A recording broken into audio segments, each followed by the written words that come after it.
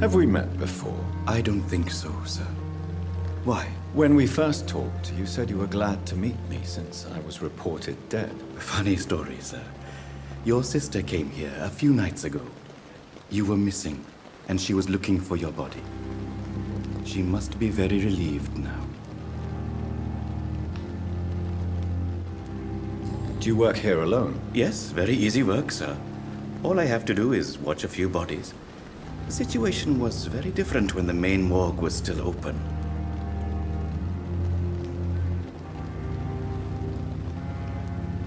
Why do you have to watch these bodies? Because these poor fellows have no names.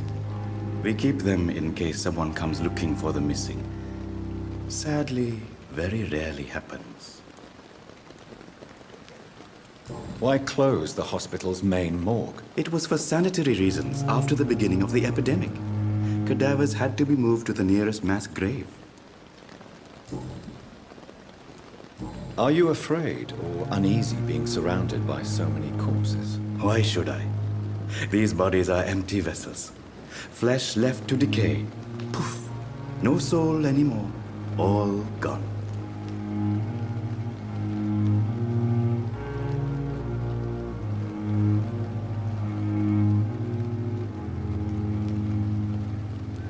An interesting point of view. And quite an exotic one, too.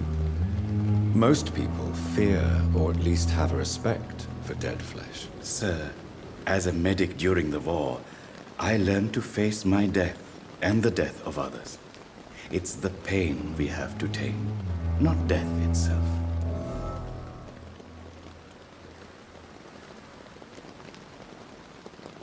How did you get this job? After I left the army, I worked as an undertaker down by the docks. A dangerous place with many an unpleasant business there. Milton Hooks helped me get a job here. An interesting point of view. And quite an exotic one, too. Most people fear, or at least have a respect, for dead flesh. Sir, as a medic during the war, I learned to face my death and the death of others. It's the pain we have to tame, not death itself.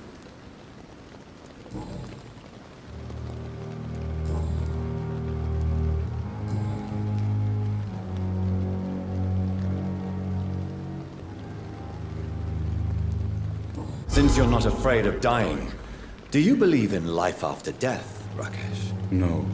I believe we must do all the good we can while alive. For our time is short, and the obstacles are endless. Do you think you would enjoy immortality as a concept? I don't think so. Don't mistake me. I love life, and I'd like to live a long life. But everything has to decay, sir. Even goodwill.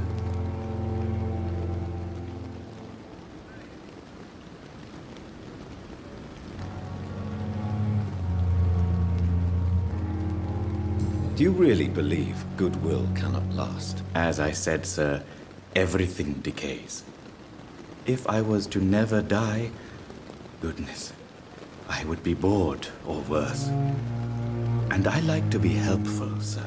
Quite depressing, wouldn't you say? Yes, but the good news is we'll all die before losing our humanity, sir.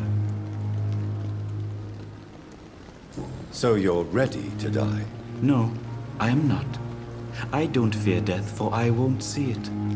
What troubles me is the pain my death will inflict to those I know. You're a wise man, Mr. Chidana. No, Dr. Reed. I am a foolish man. But I like to think otherwise. A pawnbroker? I expect you get all types of people here. Yes, sir. All kind of people.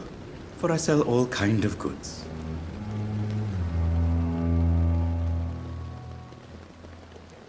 Who comes here to trade with you? It's very unhygienic, even unsafe. Diseases can spread. For the customers, for the hospital. I'm very cautious, sir.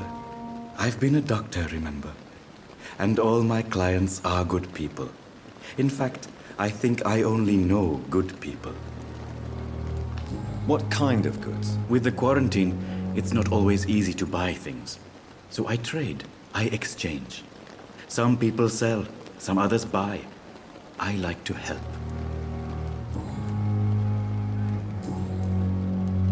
Please show me what you have to sell. Of course. It's just trinkets and curios, really. But I'm sure they can be useful.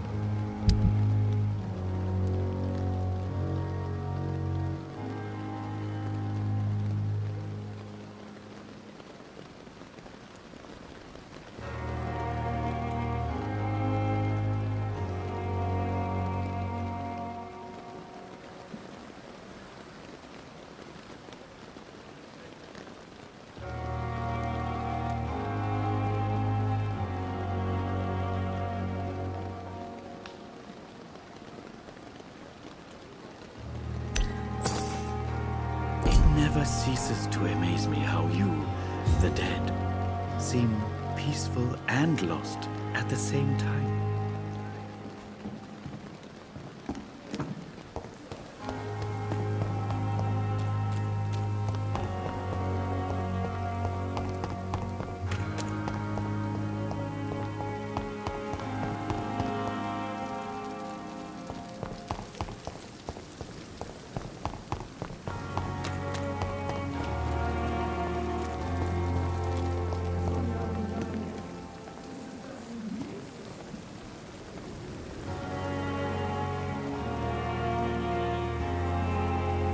Good evening, Milton. Good evening, Doctor. Still trying to save lives? I have some good news, Milton. What? The epidemic's over? I retrieved your wallet with all the money and a certain picture. Well, yeah, Pippa Hawkins is my girl. So what? Is it the difference of skin colour that bothers you? Not at all, Milton. Good. Please, take this money anyway. To remind you to keep your mouth shut. Not everybody is as broad-minded as you, Dr. Reed.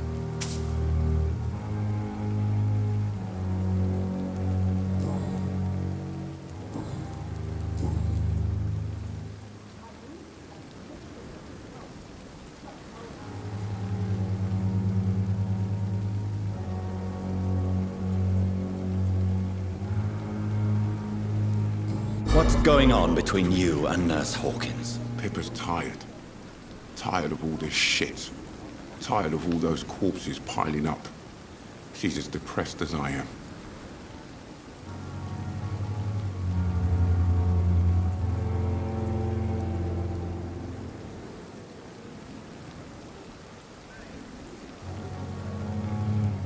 During the war, I witnessed a few couples just like you come together in difficult circumstances. It can be very damaging. Maybe you're right. But we support each other. And that's all that matters. You do realize you could both get fired. Hospital staff are not meant to have intimate relationships with one another. Come on, Dr. Reed. Do you know how many rules are broken in this hospital every day just to keep it running? There's nothing wrong with what we're doing. Tell me why you're extorting money from some of the patients here. If a patient wants a bed, he'll have to pay me a little fee. That's all. Where did you get the idea for such an immoral scam? Funny you should ask. The first time it was from a patient who bribed me to get a bed. It's only then I realized I could make a fortune.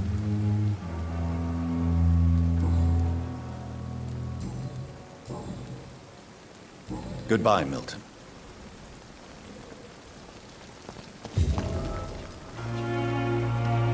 Perhaps I should have considered the offer from that Callaghan fellow. At least that mistress of the dark has stopped following me.